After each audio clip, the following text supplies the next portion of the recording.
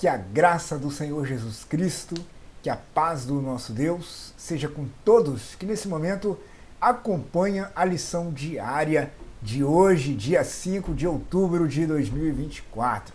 Que maravilha Deus permitir que hoje estivéssemos aqui para fazermos o comentário, o resumo da lição de hoje.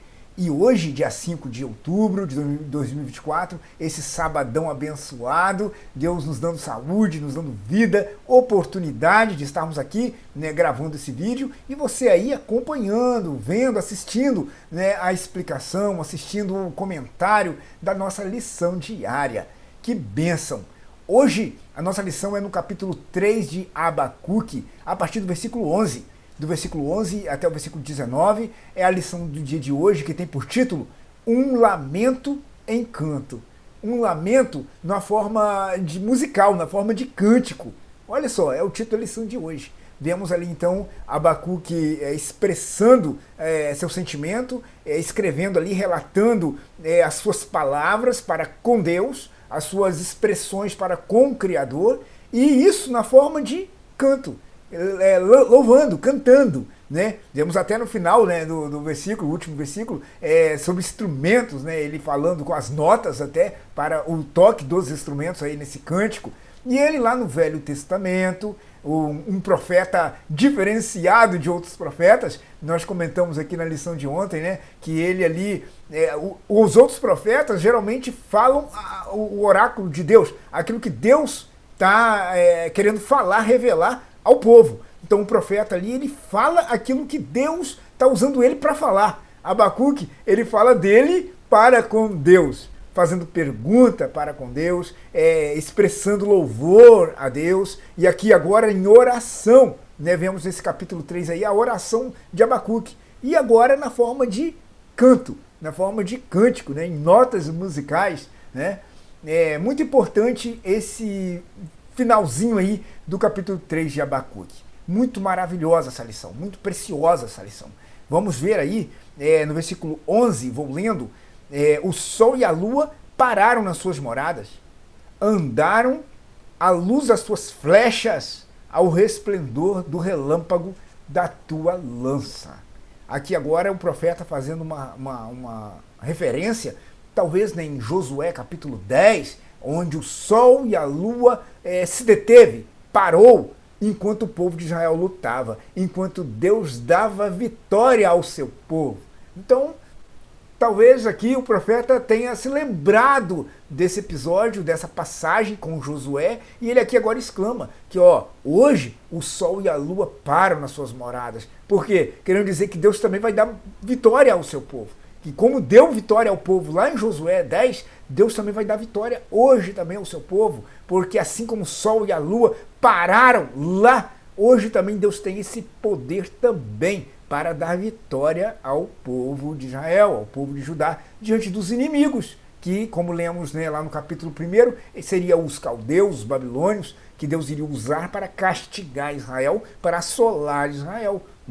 E vemos o seguinte nisso, também uma alegoria, sol, lua. Nós vamos ver nos versículos posteriores uma referência à cabeça, falando-se a líderes, como se fossem lideranças. O sol a gente sabe que governa o dia, a lua nós sabemos que governa a noite. Então ali pode também ser uma alegoria, querendo dizer o seguinte, que nem os astros se mantêm diante do poder da soberania de Deus, nem os astros celestiais, nem um grande sol tão forte, tão potente, nem a lua. Então eles são pequenos, insignificantes diante da glória de Deus, diante do poder de Deus. O sol, no volume que ele tem, no poder que ele tem, é insignificante se comparado com a grandeza e a soberania de Deus. Isso pode também ser uma alegoria a lideranças terrenas que governam nações, governam povos, que eles param, que eles se detêm, que eles não são nada. Assim como o sol diante de Deus não é nada, piorou mais ainda o homem, o líder mundial de um país aí, de uma nação aí.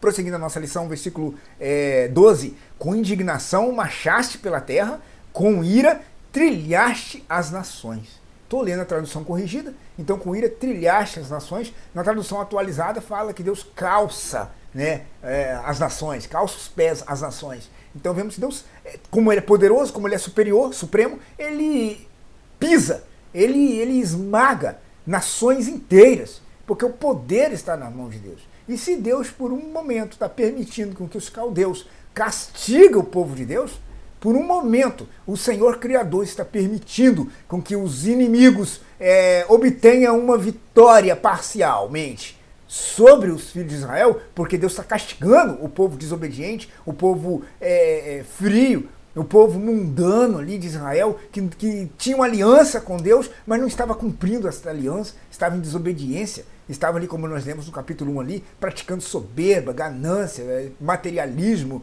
estava ali coberto de violência, né, que nós lemos no capítulo 1 ali. Então o povo pecando, o povo em maldade, em injustiça. Lembra que nós falamos no capítulo 1? A justiça não tinha valor nenhum, a impunidade, né? A lei era frouxa, né? Então vemos que o pecado do povo, por causa desse pecado, Deus estava castigando o povo com os caldeus. Mas os caldeus não eram lá essas coisas todas, não. Diante do poder de Deus, podiam ter mais armamento, podia ter soldados valentes, fortes, podia ter um exército poderoso, carros, cavalos, podia ser poderoso quanto fosse, né? A Babilônia, os caldeus, podia ser forte o quanto que fosse, mas diante de Deus não eram nada. E vemos aqui no versículo 12, Deus pisa, Deus calça, né, os pés sobre as nações. Deus então é maior, é superior. Versículo 13 agora. Tu saíste para salvamento do teu povo. Tu saíste para salvamento do teu povo, para salvamento do teu ungido. Vamos meditar aqui uma coisa interessante. Agora Deus falando de salvação. Aqui, através do profeta Abacuque, agora ele ali relatando sobre salvação. O que significa o nome Jesus? Deus salva. Lembra lá quando o anjo falou que era para Maria, José, colocar o nome de Jesus, porque ele salvará o seu povo, né, do seu pecado. Então, Jesus quer dizer Deus salva. Deus é salvação. E vemos que Cristo significa o quê? Ungido. E Cristo foi o ungido, o escolhido, né? O Messias, ele foi o escolhido. Para quê? Para salvação. Descer do seu trono, da sua glória, nascer aqui nessa terra de forma humilde, assumindo forma corpórea, forma de homem, sendo humilde, sendo submisso, obediente ao Pai, até a morte, e morte dolorosa, sofrida, vergonhosa, uma morte de cruz, que era ali uma coisa considerada, né, uma ignomínia. E vemos que, mesmo diante dessa situação, Cristo vence a morte, Cristo vence Satanás, e ele ali lava-nos, perdoa-nos os nossos pecados, e ali ele é o nosso Salvador. Cristo é o nosso Senhor e o nosso Salvador. Jesus, o Messias, o ungido, o Cristo do Deus vivo, o Filho do Deus vivo. Cristo, então, é nossa salvação. E aqui, na nossa lição, Abacuque fala exatamente de quê? Deus trazendo salvamento ao seu ungido, trazendo salvamento ao seu escolhido. Ali o povo de Israel é o povo escolhido de todas as nações da terra, de todo o mundo, de todos os países. Israel é um país que Deus fez, que Deus tirou, né, através de Abraão, da obediência de Abraão. Deus tirou, separou esse povo do mundo todo para ser exclusivamente seu. E assim, ser zeloso, guardar a lei, obedecer o Criador, fazer a vontade de Deus, cumprir os mandamentos. Deus então separou Israel. Israel foi o escolhido.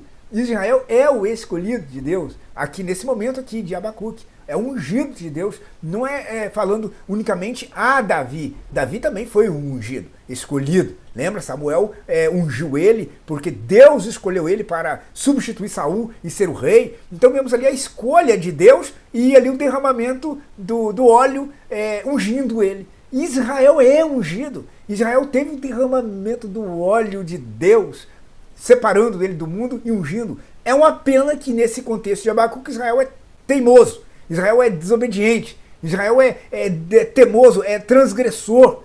Israel não permanece em fidelidade diante de seu Deus. É uma pena, porque essa circunstância aí traz a eles castigos, traz a Israel flagelos. E ele então sofre nas mãos de inimigos, levado em cativeiro, quando não são mortos, as cidades saqueadas, o inimigo tacando fogo nas cidades. Lembra da época de Neemias, que foi um outro contexto? As muralhas, o muro de Israel caído, então Neemias erguendo ali, levantando a muralha de Israel. O que nós vemos disso daí?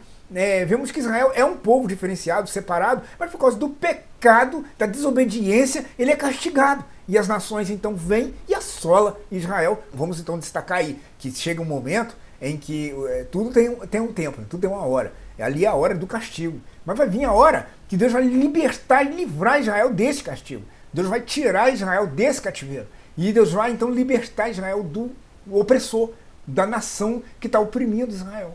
Aqui eu estou falando de Abacuque, mas convém nos lembrar que isso vai acontecer também no futuro próximo. Isso também vai acontecer, porque vemos que haverá um anticristo, haverá um poder político, um poder de armamento e guerra, vai ter um líder que vai subir querendo tomar o lugar de Deus, se assentar no trono, querendo parecer Deus, e este homem vai enganar muitos, mas vamos dizer que este nada mais é do que o anticristo, nada mais é do que quem se levanta contra Deus e contra o nome de Deus, com tudo que se chama Deus, que teme, que adora a Deus, e este ser também, Deus tem a hora também para destruí-lo com o sopro da sua boca. Deus também tem a hora para mandá-lo para o lago de fogo. Nós vimos isso semana passada em Apocalipse, no capítulo 20. Deus vai lançar falso profeta, anticristo, diabo. Deus vai lançar Satanás, vai lançar todos os inimigos dele, que lutaram e lutam contra ele. Vai lançar tudo no lago de fogo. Porque é isso que eu estou falando. Ali em Abacuque, a hora era de castigo. A hora era do inimigo assolar. A hora era ali do inimigo com violência oprimir. Mas haveria a hora do livramento, haveria a hora do salvamento, haveria um momento certo em que Deus, depois de ter castigado o povo, depois do povo ter sofrido, Deus ainda tem misericórdia. Deus tem misericórdia. Lembra da lição de ontem? Abacuque dizendo na ira, lembra-te da misericórdia? Deus é misericordioso. E lembrando da sua misericórdia, que ele prometeu a Abraão, lembrando da sua misericórdia, que ele prometeu lá nos tempos passados. Deus não vai deixar o seu povo sofrer eternamente. Deus não vai deixar o seu povo passar vergonha perpétua. Não, vai chegar o momento em que Deus vai livrar, vai resgatar o seu povo. E foi o que aconteceu aí. No sentido, estou falando no sentido físico, do inimigo físico. No sentido espiritual, o Senhor Jesus veio nos libertar do diabo, que nós também éramos assolados, que éramos também oprimidos. Éramos também acorrentados, sofríamos os abusos do inimigo, e não é a Babilônia, o inimigo aí não é Nabucodonosor, o inimigo aí não é a Síria, o inimigo é Satanás, espiritualmente nos dominando, nos algemando, e ele fazendo a gente obedecer aos comandos dele. Vicia, eu quero que você se afunda no vício. Aí o homem vai lá e se afunda no vício. Eu quero que você se prostitui, quero que você não tenha limite no pecado carnal, na lascívia. O homem então se prostitui e não tem limite no seu pecado. Eu quero agora que você mata uns aos outros, destrua uns aos outros, mata até a sua família, acaba com a sua família também. Aí o homem vai lá, obedece a Satanás, mata até a própria família, mata a esposa, mata os filhos. Essa coisa abominável é real dos nossos dias de hoje. Então, para mim não falar mais exemplos aí que é triste, o homem obedece, segue aquilo que o Satanás manda e comanda na vida dele. Mas Cristo surgiu, Cristo se manifestou para derrotar este poderio de Satanás, do inimigo. Que não é Faraó, que não é Nabucodonosor, que não é o rei Assuero, não. Deus levanta o Senhor Jesus para quê? Para destruir Satanás, o pior dos inimigos, que nos acorrentava no vício, na prostituição, na violência, no pecado, na maldade. Vem Jesus Cristo e nos liberta dessa corrente, tira de nós essas algemas e nos deixa livres. E somos livres porque ele garantiu que a palavra dele, ele falou que se o Filho de Deus, se ele vos libertar, verdadeiramente você será livre. Então, pela palavra dele, nós temos condições de ter acesso a liberdade que Cristo nos providenciou, que Cristo nos outorgou essa liberdade do inimigo, de Satanás. Então Deus também, como eu acabei de dizer, Deus tem a hora do castigo e tem a hora da libertação. E Deus já enviou a hora da nossa libertação através de Cristo Jesus. E aceitando Ele, crendo nele como Salvador, se arrependendo dos pecados, nós podemos então deixar as algemas para trás, deixar as correntes para trás no passado e sermos livres para adorar, para servir, trabalhar, para obrar na seara do Senhor, para estar agradando a Deus com as nossas boas obras, com as nossas atitudes, com o nosso comportamento, com a nossa obediência à lei, podemos hoje servir a Deus, adorar a Deus em espírito e em verdade, livres.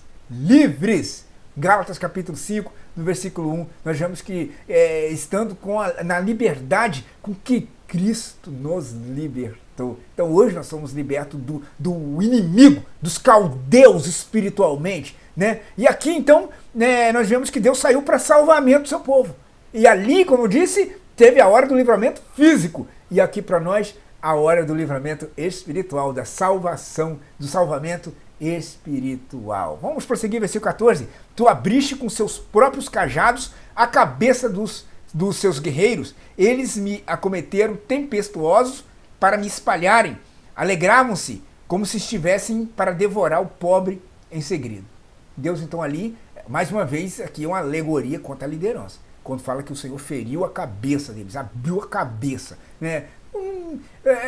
Não posso afirmar com toda certeza que ali não é no sentido literal, que isso não tenha acontecido literalmente, essa terribilidade aí, né, abrir a cabeça, né, do inimigo. Mas, no sentido figurado, o sol, a lua, não são símbolos de governo? Não são símbolos de liderança, de chefias?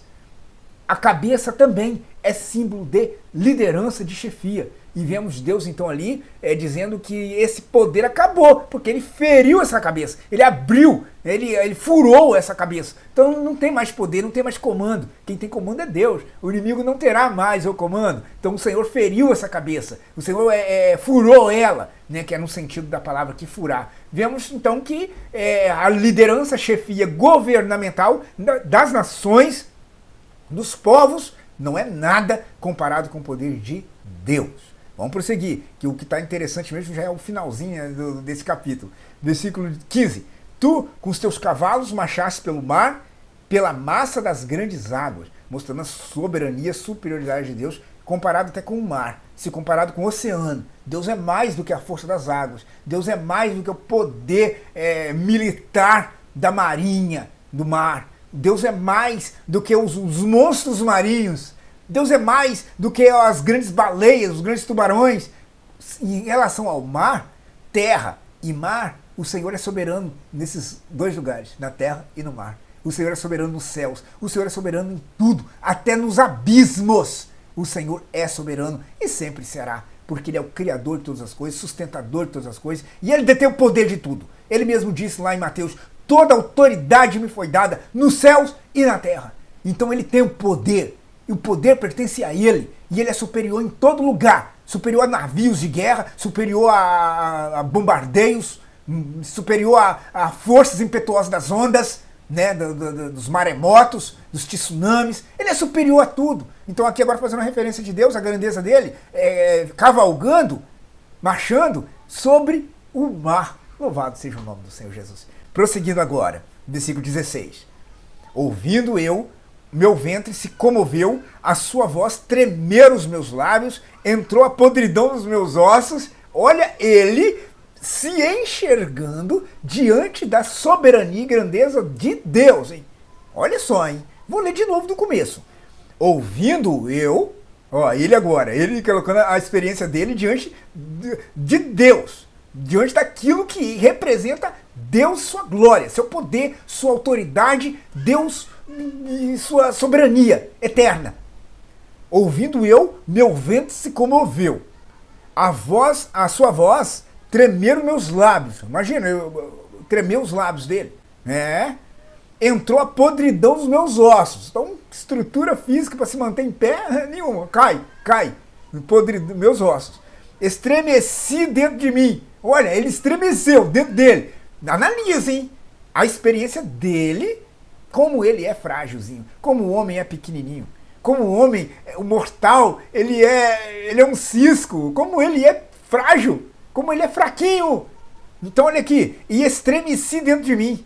Descanse eu no dia da angústia, quando ele vier contra o povo que nos destruirá, dizendo que Deus vai vir contra o povo que está assolando Israel, que está castigando Israel, perseguindo Israel, está ali prendendo, está ali executando alguns. Então ele querendo dizer que diante de Deus, esse Deus que um dia se levantará, falamos no começo aí que Deus tem a hora certa, vai chegar a hora do salvamento, vai chegar a hora da libertação, nesta hora, o Senhor, ele falando da presença, da grandeza desse Deus, que ele tremeu, que os lábios dele tremeu, que os ossos dele ficou podre, né? Falando que ele estremeceu, se comoveu dentro dele, isso diante da grandeza do Senhor.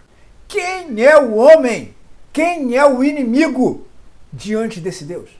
Um Deus maior que o Sol e a Lua, que o Sol e a Lua pararam. Até os astros celestes não são nada, né? No seu fulgor diante da glória de Deus. Quem é o homem? Deus é mais do que as ondas, do que as grandes ondas, mais do que as águas do mar. Quem é o homem diante desse Deus que controla tudo, está sob o domínio de tudo? E está falando aqui que esse grande Deus virá contra o povo que está destruindo Judá, né? Contra o inimigo de Israel. Versículo 17.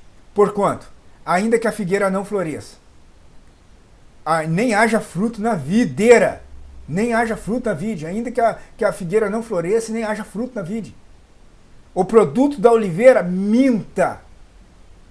Olha, então que não haja alimentos, ainda que não haja comida, ainda que não haja alimento, porque nem na figueira tem figo, nem na videira tem uva, e a oliveira também não tem azeite, não vai produzir nada, né? E os campos não produzam mantimento, então ainda que não tenha alimentação, haja fome, haja escassez. É isso que ele está dizendo no versículo 17. E nos currais não haja vacas, ainda que não haja mantimento, e nos currais nem leite, nem vaca haja. Analisa. Verso 18. Todavia, eu me alegrarei no Senhor.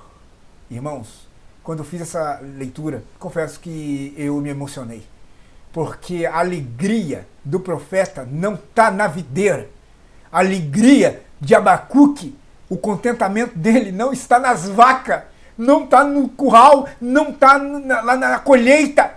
A alegria e o prazer do profeta está no Senhor. Esse Senhor que está castigando, que está punindo a desobediência do povo. Esse Senhor que está ali exatamente julgando a teimosia, a rebeldia desse povo. E ali vindo escassez, vindo ali a falta de figos, de fruta, vindo ali a falta de alimento, de mantimento para sustento e vida, né, a conservação da vida. Mas o profeta ele diz ali no versículo 18, ainda que não haja, ainda que o contexto seja tão ruim, desagradável, ainda que o nosso contexto seja tão escasso, estejamos em necessidade, estejamos em aperto, todavia eu me alegrarei no Senhor. A decisão dele, aqui é uma decisão, provando que a alegria não depende de coisas externas. A felicidade depende. Tem uma diferença, sabia? Felicidade e alegria? Tem diferença. O fruto do Espírito não é felicidade. Você já leu lá em Gálatas capítulo 5? O fruto do Espírito é alegria, paz, amor, alegria. Então vemos que a alegria é o fruto do Espírito, não é felicidade. Então, e quando a Bíblia fala que é para a gente ter grande gozo quando entrarmos em várias tentações, não é para ter uma falsa alegria, uma falsa felicidade, porque a felicidade ela depende de coisas externas. Para você ficar feliz, você tem que estar com a barriga cheia. Para você ficar feliz, você tem que ganhar na Mega Sena milhões. Para você ficar feliz, você tem que adquirir um carro, uma casa. Tem que acontecer coisas externas. Para você ser feliz, alguém tem que te dar um buquê de flor. Alguém tem que te dar uma caixa de bombom. Você depende de algo externo para você ou ficar feliz ou ficar infeliz. Ah, eu estou infeliz porque eu não fui aprovado, porque eu não passei na prova. Aí você fica infeliz. Aí você chora. Por quê? Depende do externo. Ou para você ficar feliz ou infeliz. Depende como o exterior te trata. Aí se você foi aprovado na prova, aí você está feliz. Foi reprovado? Aí você está infeliz. Comprou uma casa? Está feliz. Não conseguiu comprar? Está infeliz. É assim. A felicidade depende do externo. A alegria não. A alegria ela é interior. independente do externo. Comprou casa ou não, você é alegre. Você está com a barriga cheia ou não, você é alegre. Você passou na prova ou não passou na prova, você é alegre do mesmo jeito, porque a alegria não depende do exterior, como a felicidade depende. A alegria, ela é interior, aí ela é diferente. E sendo assim, sendo diferente, é possível nós termos gozo, termos alegria, mesmo que a figueira não está produzindo, mesmo que nos nossos currais nós estamos em necessidade. Mas nós em Deus temos razão para alegrar, para cantar, para louvar, engrandecer a Deus, adorar a Deus. Nós temos alegria, mesmo assim, de ajoelhar e dizer: grande é o Senhor, grande, bendito, grande é o Senhor. Nós temos como louvá-lo, adorá-lo, a grandeza dele, porque nós não dependemos da produção para então sermos alegres. Conseguimos ser alegres mesmo em qualquer circunstância, em qualquer situação. É isso que o profeta está dizendo. A minha alegria não está na colheita. A minha alegria não está no meu carro.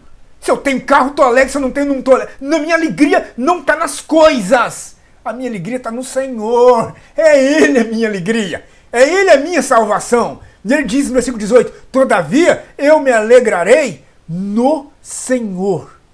Exultarei no Deus da minha salvação. O motivo da alegria dele, ele entendeu que é o Senhor. E é isso que eu quero, irmãos, que sirva de advertência para todos nós. Que a sua alegria seja o Senhor. Que a sua alegria, o seu prazer seja estar em Deus, estar em Cristo. Que sua satisfação seja a palavra. Que se sua alegria for a palavra, se a sua alegria for Deus, não importa que o mundo exploda, não importa que o mundo acaba em chuva de meteoro, não interessa se tem vaca, se tem leite, se a lata está cheia, a sua alegria é o Senhor. E partindo desse mundo, partindo desta terra, você estará para sempre na presença deste Deus, deste Senhor. Você estará eternamente em comunhão, exatamente vivendo no céu com este Deus, onde não precisa de vaca, nem precisa de carro, nem precisa de casinha mais, onde não precisa de prova, não precisa de mais nada. Você estará no céu com Deus eternamente, passando por essas afliçõezinhas aqui, você estará com Deus, você estará com o Senhor. E estando com Deus no céu, aqui é tudo passageiro.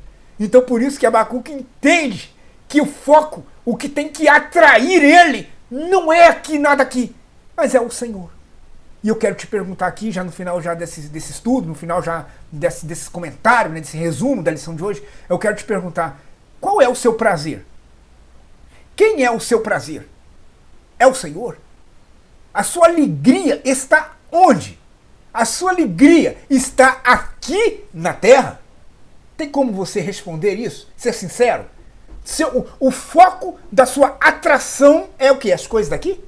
Então é ter as coisas, ter bens, ter uma conta recheada na Caixa Econômica. Então quer dizer que a sua estabilidade aqui é que define então se você está bem ou não está bem. É assim?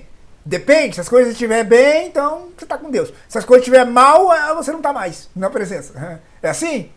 Se for assim, abre teu olho, desperta. Se for assim, acorda com essa lição de hoje, porque a nossa alegria no Senhor não depende de nada aqui nessa terra. A nossa alegria tem que ser simplesmente pertencer a Deus, ser dele. O nosso gozo tem que ser unicamente estar com ele, pertencer a ele e louvá-lo, adorá-lo, servi-lo e trabalhar para ele. Ainda que a figueira não produza, ainda que eu estou doente, estou passando mal, ainda que eu não estou bem, ainda que eu estou com problema no tratamento de saúde, minha alegria é o Senhor. Ainda que eu estou acometido de um câncer, minha alegria é o Senhor. E não é os médicos, não é o remédio que eu tomo, o diagnóstico. A minha alegria é o Senhor. E é para Ele que eu vou. É o encontro dele que eu vou. Eu lembro da irmã Carmen. Eu lembro da irmã Irene e Rive. Eu lembro também do Júnior. Todos eles em estágio terminal, eles tiveram o prazer de falar assim: eu estou com o meu Senhor. E eu vou para o meu Senhor, que eu creio. Dando força para nós aqui. A alegria deles estava onde? A alegria da irmã Carmen, da Cajuração do quilômetro 90. Estava em quem? No Senhor. A alegria da irmã Irene e Rive estava em quem? no Senhor e não na sua circunstância, na saúde. Então a sua alegria está em quê? Em coisas passageiras dessa terra? Eu quero te advertir. Coloque a fonte do seu prazer, da sua alegria no Senhor. Que o Senhor seja tudo que possa te satisfazer e te dar sentido. E não as coisas daqui. Mesmo que você não está tão bem, mesmo que as coisas estão dando errado familiarmente, mesmo que as coisas estão dando errado financeiramente, mesmo que as coisas estão dando errado nos seus negócios, mesmo que as coisas estão dando errado, você não está conseguindo concluir um projeto, um sonho, realizar um sonho. Mas independente, continua lutando, continua trabalhando, continua tentando, mas entenda que Deus é o centro, é o foco. Deus é a razão de tudo. E a nossa alegria tem que estar no Senhor. Entenda isso. E vamos finalizar, versículo 19. Jeová, o Senhor, é a minha força. Não vem de meios humanos, métodos humanos. Jeová, o Senhor, é a minha força. A minha força não é os estudos, não é os livros. A minha força não é o mundo. Irmãos, antes de finalizar aqui, eu quero dar um exemplo. Não sei se vocês já ouviram falar de Benjamin Franklin. Já ouviu falar desse cara? Benjamin Franklin. Ele foi de séculos passados, acho século XVIII. Esse camarada, ele foi um revolucionário americano. Um revolucionário. Em outras palavras, quero dizer, ele foi um Illuminati. Ele foi um iluminista. Um dia eu vou fazer um estudo sobre os Illuminati, tá?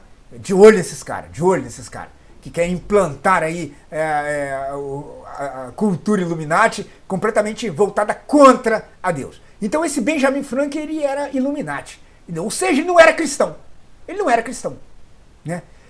Mas só que ele respeitava Deus, respeitava a palavra. Benjamin Franklin. Pesquise. Eu vou falar igual Bolsonaro. Dá um Google, pesquisa esse cara, Benjamin Franklin.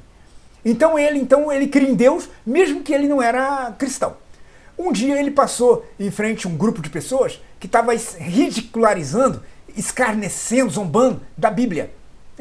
Ele passou diante de um grupo de pessoas que estavam zoando a Bíblia, escarnecendo da palavra, zombando da palavra de Deus. E mesmo que o Benjamin Franklin não era cristão, ele queria o respeito. Ele queria o respeito à Bíblia, à palavra de Deus.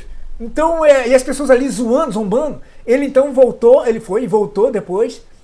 E ele voltou assim, como ele era um cara influenciador, não tinha YouTube na época, né? Mas ele era influenciador, tá? E tanto ele é um cara respeitado. Você sabe quem é esse cara? Ele é o rei da eletricidade. Esse camarada, ele descobriu os polos positivo e negativo. E nos raios, inclusive, ele inventou para-raio.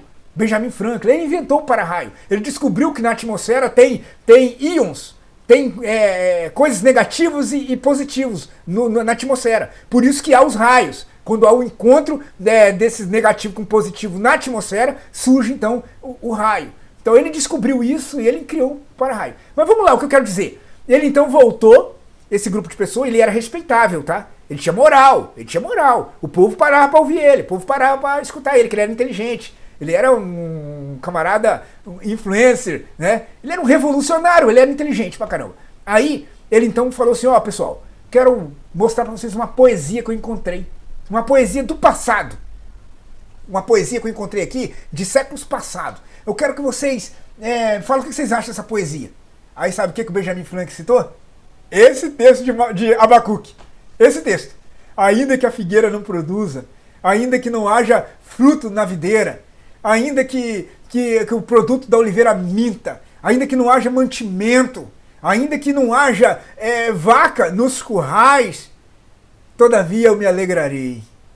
Aí ele pegou e falou assim, o que vocês acham dessa poesia aí? Aí o pessoal, nossa, boa, forte, nossa, gostei. Aí todo mundo começou a querer cópia. Eu não quero a cópia dessa poesia. Quero uma cópia, dá uma cópia dessa poesia. Aí o Benjamin Franklin falou assim, vocês gostaram então dessa poesia? Né? Interessante, independente da circunstância, o cara tem alegria, a pessoa demonstra prazer e alegria, mesmo no momento ruim, mesmo no momento de aflição, de tristeza, a pessoa mantém a alegria, claro, é muito, muito boa. Aí o pessoal gostou da poesia. Aí o Benjamin Franklin falou assim, pois é da Bíblia que vocês estão ridicularizando. Quem escreveu isso daí foi o profeta Abacuque, um profeta da Bíblia que vocês estão zombando aí, que vocês estão escarnecendo. Respeitem. Vocês gostaram. Mas quando vocês descobriram agora que é da Bíblia, e aí? O que vocês me dizem? Continuam gostando? Porque quem escreveu isso foi um profeta de Deus. E essas palavras estão no livro sagrado da Bíblia. Aí, que lição, que ensinamento que o Benjamin Franklin deu para o povo escarnecedor. Porque realmente é mais do que uma poesia, é mais do que uma música, é mais do que um canto para instrumentos, é mais do que um cântico. Isso aqui é a vida, está aqui, nesses versículos aqui. Temer a Deus, crer em Deus, acreditar no poder dele, amar ele, ter ele como sua fonte de força. Está aqui, o Senhor é minha força, né? Versículo 19. Ter ele como fonte de força, alegria. Está aqui. E você fazendo isso, Deus vai te recompensar, Deus vai te abençoar muito. Porque, como eu disse no começo, ele tem a hora certa para tudo. A hora da aflição vai passar. A hora da dificuldade, uma hora vai passar. O choro pode durar uma noite.